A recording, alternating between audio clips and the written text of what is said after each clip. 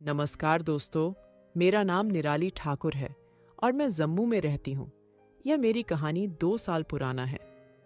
अब मैं पहले अपने बारे में आपको बता दूं। मैं शादीशुदा औरत हूँ। मेरी उम्र 30 साल है। मेरे पति विदेश में हैं और मेरे 2 बच्चे हैं, जिनकी उम्र 6 और 4 साल है। अब मैं आपको अपनी खासियत बताती हूँ।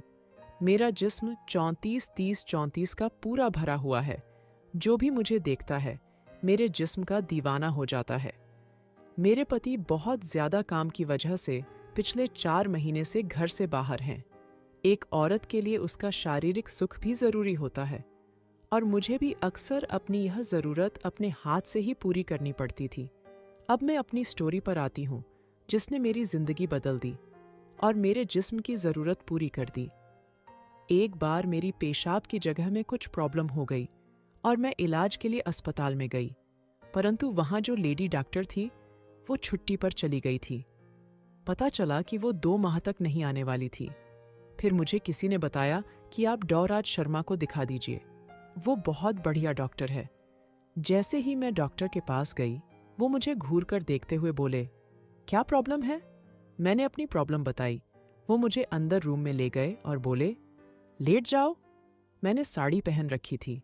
डॉक्टर ने साड़ी उठाकर ऊपर कर दी और बोले, पैंटी उतारनी पड़ेगी। मैं कुछ बोल पाती उससे पहले उन्होंने मेरी पैंटी उतार दी। उन्होंने मेरी गुफा को देखकर कोई पाउडर लगाया। मेरी गुफा में आग सी जलने लगी। अब मैं मछली के जैसे झटपटा रही थी। डॉक्टर ने कहा, तुम्हारी गुफा में इन्फेक्शन हो गया है। फिर वो अपनी उंगली में कुछ लगाकर गुफा में उंगली अंदर बाहर करने लगे। अब मेरी गुफा को आराम मिलने लगा था। इसके बाद डॉक्टर ने 2 उंगलियां डालकर अंदर बाहर करना शुरू कर दिया। मेरी आंखें बंद होने लगी और मेरी सिसकारियां निकलने लगी। तब डॉक्टर ने एक गोली दी और बोले, इसे चूसो, और मेरी गुफा में क्रीम भरने लगे। अब डीनेक्टर ने एक रबड़ का नागराज निकालकर मेरी गुफा में अंदर डालना शुरू किया। 4 महीने से नागराज नहीं लेने के कारण मेरी गुफा में रबड़ का नागराज नहीं जा रहा था। डीनेक्टर ने कहा, निराली जी, यह दवा पूरे अंदर तक लगाना बहुत जरूरी है। मैंने कहा, तो आप लगाइए ना। वो बोले, मैडम मैं क्या करूं, पाइप अंदर नहीं जा रहा है। मैंने कहा, कोई तरीका तो होगा आपके पास दवा लगाने का। वो बोले, अगर आपके पति आ जाते तो दवा लगाना बिल्कुल आसान है। मैंने कहा, वो तो नहीं आ सकते हैं। तब डॉक्टर ने कहा, एक उपाय है, लेकिन शायद आपको गलत लगे, लेकिन वही दवा लगाने का सबसे अच्छा और आसान तरीका है। मैंने कहा, देखिए मेरे पति तो नहीं आ सकते और डॉक्टर होने के नाते आपको ही मेरी मदद करनी चाहिए।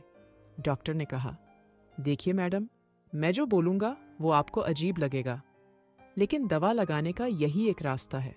मैंने कहा, प्लीज जो भी और जैसा भी रास्ता है मैं उसके लिए तैयार हूं। डॉक्टर ने कहा, निराली जी, मैं एक डॉक्टर के नाते आपकी मदद करूंगा और आप भी उसे इलाज का हिस्सा ही समझना। मैंने कहा, ठीक है, आप प्लीज अब दवा लगाइए। डॉक्टर ने अपनी पैंट उतार दी और फिर अंडरवियर भी उतार दी। उनका 7 इंच का लंबा नागराज देखकर मेरे मुंह में पानी आ गया, लेकिन मैंने जाहिर नहीं होने दिया। डॉक्टर ने मेरे हाथ में रबड़ दिया और नागराज पर चढ़ाने को कहा। मैंने डॉक्टर के नागराज पर रबड़ लगा दिया। उन्होंने एक क्रीम निकाली और अपने पूरे नागराज पर लगा दी। अब मेरी तरफ देखते हुए बोले, निराली जी, अगर आपके पति होते तो आपको दवा लगा देते। मैंने कहा, ठीक है, आप भी डॉक्टर हैं और मेरी मदद कर रहे हैं।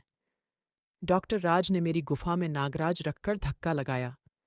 नागराज में दवा लगी थी तो चिकना नागराज सट से मेरी गुफा के अंदर चला गया। मेरी चीख निकल पड़ी। डॉक्टर राज बोले, क्या हुआ निराली जी? मैंने कहा, सर कुछ नहीं, आप दवा लगाइए। उन्होंने नागराज को धीरे धीरे अंदर बाहर करना शुरू कर दिया। अब मेरी गुफा में राज शर्मा का नागराज अंदर बाहर होने लगा।